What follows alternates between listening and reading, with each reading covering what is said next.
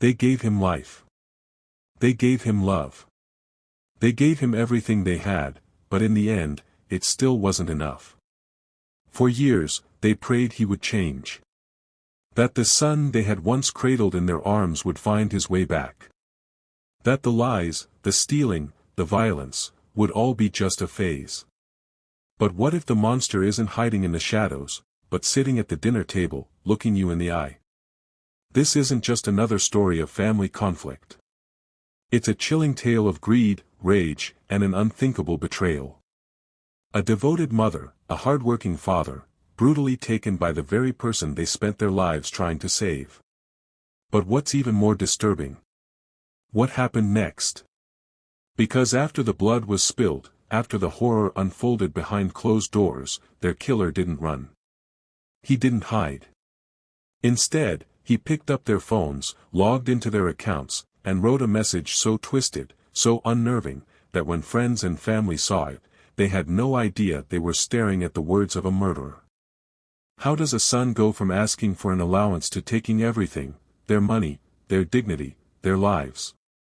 What drove him to such unimaginable brutality? And what sick satisfaction did he find in announcing their deaths to the world before anyone even knew they were gone? This is the story of Keontray Billings. And once you hear the details, you'll never look at family the same way again. Before we dive into this shocking case, make sure to like this video and subscribe for more chilling tales of love, lies, and betrayal. Keontray Billings was 34 years old, but he had never truly lived a day as a responsible adult. While most men his age were grinding their way through life, holding down jobs, raising families, or at least trying to make something of themselves, Keontray was still stuck in the same cycle he had been in since his teenage years. Except now, the stakes were higher. The consequences were more brutal. And his parents were running out of patience. For years, Franklin and Desiree Billings had done everything they could to help their son. They gave him a home, a bed to sleep in, food to eat.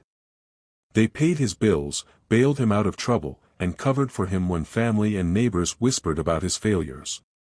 But no amount of love, discipline, or second chances could fix what was broken in Keontray. He was manipulative. A liar. A thief. Franklin Billings, at 62 years old, had worked too hard to see his golden years turn into a never-ending battle with his grown son. He was a retired railroad engineer, a man who had spent decades earning his way through life with his bare hands. He believed in discipline, in accountability, in being a man. And as far as he was concerned, Keontray was none of those things. Franklin had watched his son waste every opportunity he had ever been given. Keontray had never held a steady job for more than a few months. He had been arrested multiple times for petty theft, drug possession, and disorderly conduct. And yet, he always found his way back to their doorstep, broke, desperate, and looking for another handout. Desiree, 59 years old, had spent most of her life as a devoted wife, mother, and churchgoer. She had faith in God. And for far too long, she had faith in Keontray. Even when he stole from her purse. Even when he cursed her out in fits of rage. Even when he drained her bank account and promised, over and over again, that he'd pay it back. She wanted to believe that deep down, there was still something good left in him. That if she just held on a little longer, if she just prayed a little harder, Keontray would turn things around. But Franklin knew better. Their other children, Shaquana and Malik, had seen the truth long before their mother did. Shaquana, 37, had a family of her own and refused to let Keontray anywhere near them. Malik, 32, had long since moved across the country, making it clear he wanted nothing to do with his older brother. To them, Keontray wasn't family. He was a parasite. And now, Franklin was beginning to realize that his wife was the only thing keeping Keontray from facing the real world. The final straw came late one night when Franklin caught Desiree sneaking money into Keontray's hand, again. It wasn't the first time. It wouldn't be the last. But this time, something inside Franklin snapped. That's enough, Franklin said, his voice cold and final. He's not a child anymore. He's a grown-ass man. And he's either gonna act like one, or he's gonna get the hell out of my house. Keontray laughed at first. He had heard this speech before. His father had made plenty of threats over the years, but Desiree always smoothed things over. She was the reason Keontray had never faced the real world, never had to take responsibility. But this time, Franklin wasn't backing down. Get a job or get out, he said. Keontray stopped laughing. He could see it in his father's eyes, this wasn't a game anymore. His mother looked torn, caught between the two men in her life. But even she couldn't stop what was coming. Because Keontray had no intention of working. No intention of leaving. No intention of giving up the only life he had ever known. If his parents weren't going to keep providing for him, if they were finally going to cut him off, then he would take everything they had left. July 22, 2024 was a warm summer night, just like any other. Franklin and Desiree Billings had spent the evening at Bible study, a peaceful escape from the constant tension that loomed over their home. For an hour or two, they could forget about the storm brewing under their own roof. But when they pulled into the driveway and stepped inside, reality came crashing back. Keontray was exactly where they had left him, sprawled out on the couch, his bloodshot eyes glued to his phone, his body reeking of cheap weed and stale sweat. He didn't even acknowledge them when they walked in. Just kept scrolling, completely unbothered, as if he wasn't a 34-year-old man living off the very parents he disrespected. Franklin exhaled sharply. He was already tired, already frustrated. He had been doing this dance with Keontray for too damn long, and every time, it ended the same way. But tonight would be different. Did you look for a job today? Franklin asked, his voice firm but calm. Keontray didn't even glance up. Just shrugged. Nah. Ain't nothing out there worth my time. Franklin clenched his jaw. That was it. That was the moment he realized nothing was ever going to change. Keontray wasn't just lazy, he was beyond saving. You're done here, Franklin said, stepping closer. You got till the morning. Then you're gone. That got Keontray's attention. He lowered his phone, his lips curling into a smirk. Man, quit playing. I'm not playing, Franklin snapped. You don't pay rent, you don't contribute, and you damn sure don't respect this house. I'm tired. Your mother is tired. You are out. For good. Desiree stood frozen, her hands clasped together. She had been here before, stuck between her husband's frustration and her son's arrogance. She wanted to believe Keontray would take this as a wake-up call, that he would finally step up and be a man. But Keontray didn't see this as a wake-up call. He saw it as a betrayal. Y'all really gone do me like that? His voice was different now, sharper, angrier. After everything I done been through, y'all just gone, throw me out like some stray dog? Franklin scoffed. Everything you been through? Boy, you did this to yourself. And I'm done cleaning up your mess. Keontray's nostrils flared. His hands balled into fists. His father, his own father, was cutting him off. The one person who had always stood between them, who had always softened Franklin's blows, was now silent. Desiree wasn't fighting for him this time. She wasn't begging Franklin to reconsider. She was letting it happen. The realization sent something dark and ugly slithering through Keontray's veins. His heart pounded in his ears. His breathing turned shallow. A lifetime of resentment boiled over in an instant. And then, without thinking, without hesitation, he lunged. His eyes darted to the corner of the room. There, leaning against the wall, was a rusted metal pipe, something Franklin had been meaning to throw out for weeks. Keontray snatched it up in one swift motion. Before Franklin could react, before Desiree could scream, Keontray swung. The impact was sickening. The sound of metal meeting skull echoed through the house, sharp and brutal. Franklin staggered forward, a gurgled grunt escaping his lips as he crashed to the floor.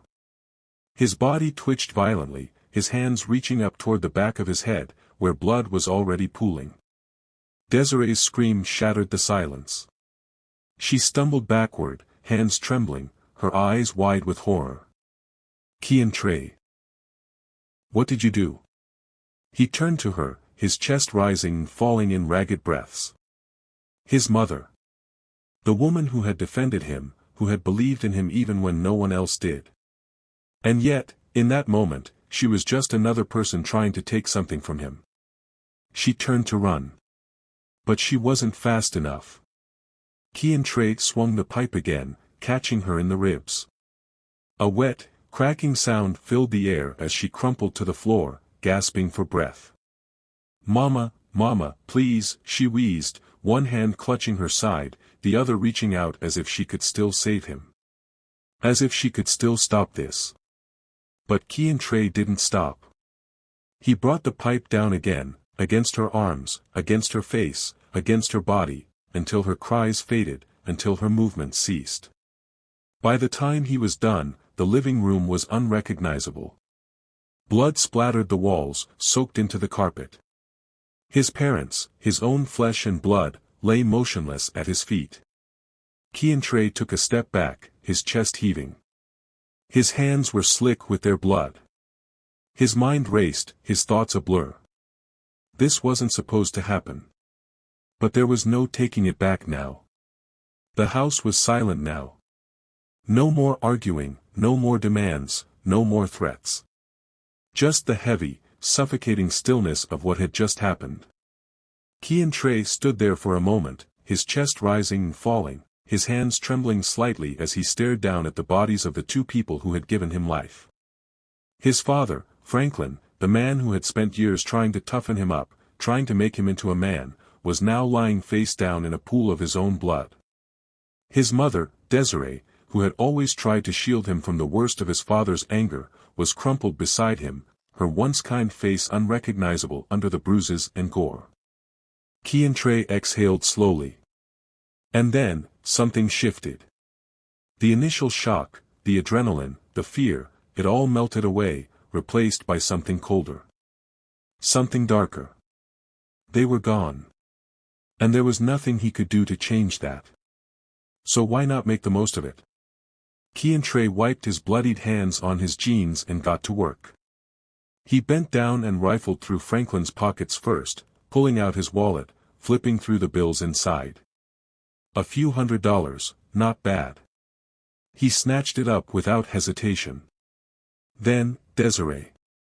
He reached for her purse, yanking it open, his fingers searching for what he knew was inside.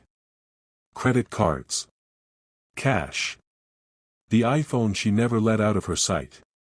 He pressed her limp hand against the phone's fingerprint scanner, and just like that, the device unlocked. A smirk tugged at the corner of his lips. Technology really did make things too easy. He scrolled through her banking apps, transferring as much money as he could to his own Cash App. If he was going to leave town, he'd need funds. And besides, what was the point of letting it all sit there? They weren't going to need it. But it wasn't just about the money. Keontray took a step back, looking down at what he had done. A normal person might have felt remorse. Guilt. Maybe even a sense of horror. Keontray felt none of that. Instead, he pulled out his own phone and did something unthinkable. He turned on the camera. He crouched next to the bodies, held up the stack of credit cards in one hand, and with the other, he flashed a grin. The image burned onto the screen. A trophy. A final insult. But he wasn't done yet. Keontray wasn't just going to run. He wasn't just going to disappear. No, he wanted people to know. He wanted people to see. That night, as the blood on the walls began to dry, he opened Facebook and typed out a post that would send chills through everyone who read it. R.I.P. to my real ones. Y'all in a better place now. Fly high. A fake obituary. Cold. Detached. Almost as if he were some grieving son, heartbroken over his tragic loss. Family members and friends were immediately confused. Just hours earlier, Franklin and Desiree had been fine. They had been at Bible study, laughing, talking, living. So why was Keontray suddenly posting about their deaths? The comments poured in. What happened? Wait, what? Are you serious? Somebody call him. This don't sound right. One person, however, wasn't about to sit around waiting for answers. Shaquana. Keontray's older sister, the one who had long since cut ties with him, the one who had warned their parents time and time again that Keontray was dangerous, was on the phone in minutes. When he picked up, his voice was disturbingly calm. Keontray, what the hell is going on? A pause. And then, as if he were announcing the weather, he said, they passed in their sleep. Shaquana froze. What? What are you talking about? They just didn't wake up. She didn't buy it. Not for a second. Something was off. Something was very, very wrong.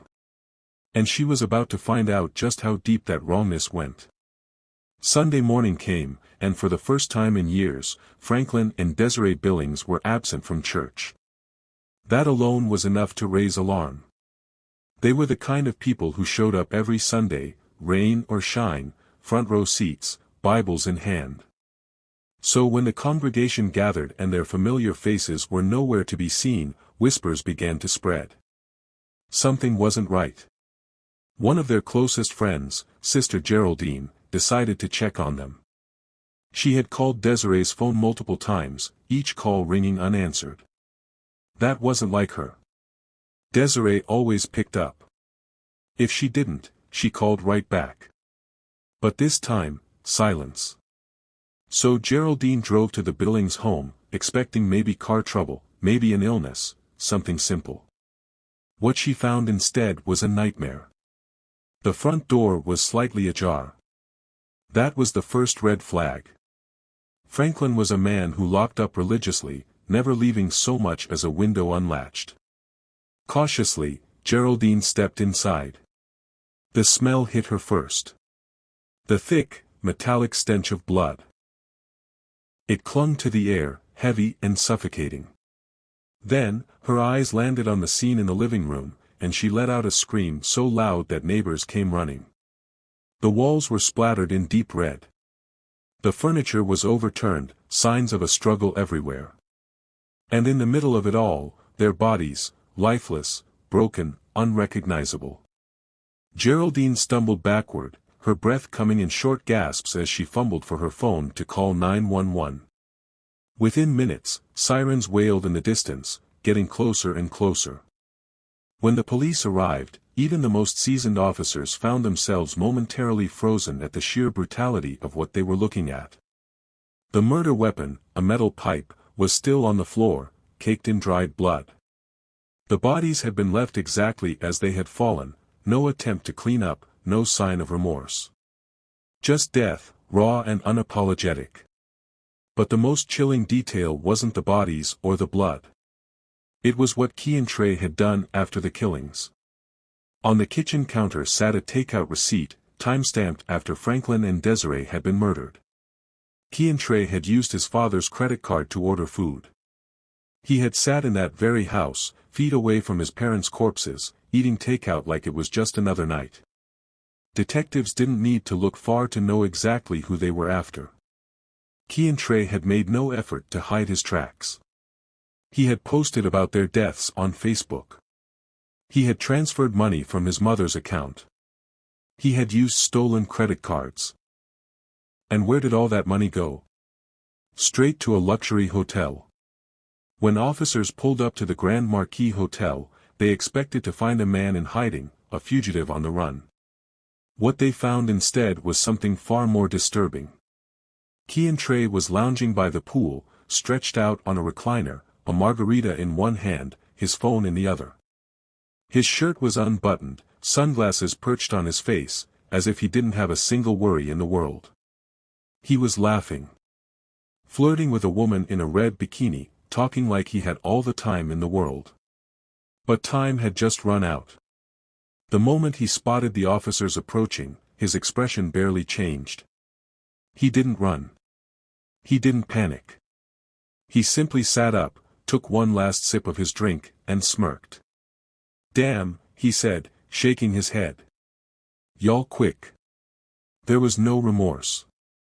No fear. Just that same arrogant grin, as if he had just been caught skipping out on a tab rather than slaughtering the two people who had given him everything.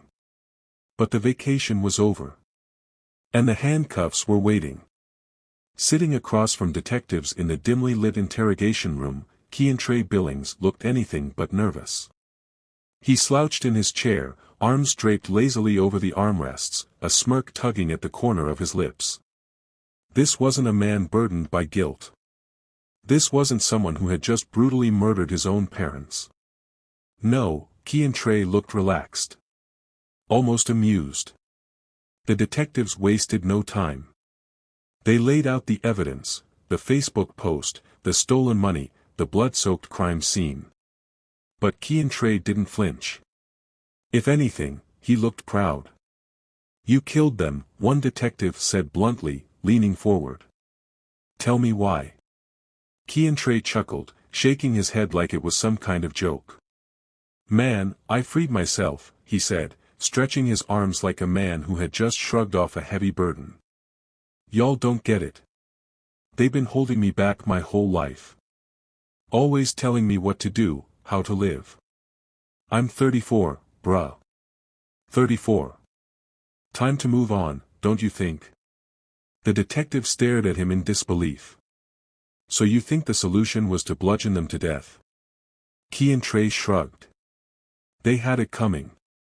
My old man kept running his mouth, acting like he ran me when I'm grown. And my mama? She should have just stayed out of it." There was no hesitation in his voice. No sign of regret. The detective sighed, rubbing his temples. "You posted about it on Facebook. Why?" Keontray grinned. "Gotta let folks know, right?" He leaned back in his chair, smug, satisfied. "Besides, I wanted to see what people would say. Some of them really fell for that rest in peace crap." He chuckled. Clowns. Even the most experienced detectives had seen some of the worst criminals, killers with twisted motives, desperate acts of rage, calculated murderers. But there was something different about Keontray. It wasn't just that he killed his parents. It was the way he did it, the way he enjoyed it, like it was nothing more than a simple inconvenience he had finally taken care of. And then there was the money. "You stole from them," another detective said. "Even after you killed them, you used their credit cards, drained their accounts." Keontray nodded, like it was the most obvious thing in the world.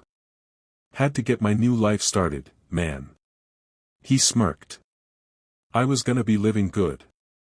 But that new life lasted less than 48 hours before he was dragged back to reality, handcuffed and sitting under the harsh fluorescent lights of the police station. Outside, the world was watching. The brutality of the crime, the sheer arrogance, the lack of remorse, it all made national headlines. News anchors replayed clips of his arrest. True crime communities dissected every chilling detail. Social media exploded with outrage, people struggling to comprehend how someone could murder their own parents and feel nothing. Some blamed the parents, calling them enablers. Others called Keontray the embodiment of evil. But no matter how much people debated, one thing was undeniable: Franklin and Desiree Billings had given their son everything, and in return, he had given them death. And Keontray? He didn't lose a minute of sleep over it. The courtroom was silent as the prosecution laid out the brutal reality of what had happened that night. The crime scene photos, the chilling Facebook post, the financial trail of stolen money, it all painted a picture of a man who saw his parents as nothing more than obstacles in his way. An entitled, manipulative sociopath who had no use for them once they stopped funding his lifestyle. The prosecutor didn't hold back. He described how Franklin and Desiree had worked their entire lives, only to be murdered by the very son they had sacrificed so much for. He pointed to Keontray, who sat at the defense table, expressionless, as if none of this had anything to do with him. This wasn't a moment of passion. This wasn't a crime of desperation, the prosecutor said, his voice sharp and deliberate. This was greed. This was entitlement. This was a man who felt no remorse, who posted on Facebook like his parents' deaths were nothing more than an inconvenience. A man who murdered in cold blood and then celebrated with a stolen luxury hotel stay and margaritas by the pool. Keontray barely reacted. He leaned back in his chair, staring at the jury, unreadable. The defense, grasping at anything, tried to paint a different picture. They spoke about his struggles, his supposed untreated mental illness, his feelings of being an outcast in his own family. They called a psychologist to the stand, who spoke about generational trauma and Keontray's alleged inability to regulate his emotions. But the jury wasn't buying it. They had seen the photos. They had read his words. They had watched the surveillance footage of him using his dead parents' credit cards like he had just won the lottery. This wasn't a man who snapped in a moment of instability. This was a man who had always felt owed, and when he was finally told no, he responded with violence. Deliberations took just 2 hours. When the jury filed back in, the tension in the room was suffocating. Franklin and Desiree's family sat in the gallery, holding their breath. Keontray sat still, showing no sign of fear or regret. The foreperson stood. And then, the words. We, the jury, find the defendant, Keontray Billings, guilty on all charges. Murmurs rippled through the courtroom. Some of Franklin and Desiree's loved ones exhaled in relief. Others wiped away tears. Keontray. He didn't even flinch. 2 counts of first-degree murder. Fraud. Identity theft. Financial crimes. The list went on. When it came time for sentencing, the judge did not hide his disgust. He looked Keontray in the eye, voice steady but filled with unmistakable contempt. You are a man without remorse, without conscience, without even the basic understanding of what it means to be human. Your parents gave you everything, and in return, you gave them death. Then came the sentence. Death. Lethal injection. The finality of it echoed through the courtroom. Gasps, whispers, quiet sobs. Keontray. He just smirked. As officers cuffed him and led him toward the door, he turned slightly toward the cameras, eyes cold, lips curling into a grin. Ain't no love in the streets. And with that, he was gone. Their murders were not crimes of desperation, not the result of some tragic misunderstanding. This was premeditated, cold-blooded slaughter. Franklin and Desiree Billings spent their lives working hard, providing for their family, and trying to guide their son toward a better path. But in the end, their love was not enough to save them. Keontray Billings saw his parents as nothing more than obstacles. He stole from them, manipulated them, and when they finally cut him off, he responded with pure, unfiltered rage. The most chilling part? He never once looked back. Not during the killings, not in the aftermath, not even as he sat in court, listening to his fate being sealed. There were no tears, no apologies, not a single moment of regret. This case forces us to ask difficult questions. Could anything have been done to stop it? Were Franklin and Desiree too forgiving, too willing to overlook the warning signs? Or was Keontray simply beyond saving from the start? What do you think? Let's talk about it in the comments. And if this story shocked you, be sure to like, subscribe, and turn on notifications. Because sometimes, the most terrifying monsters aren't strangers in the dark, they're the ones we call family.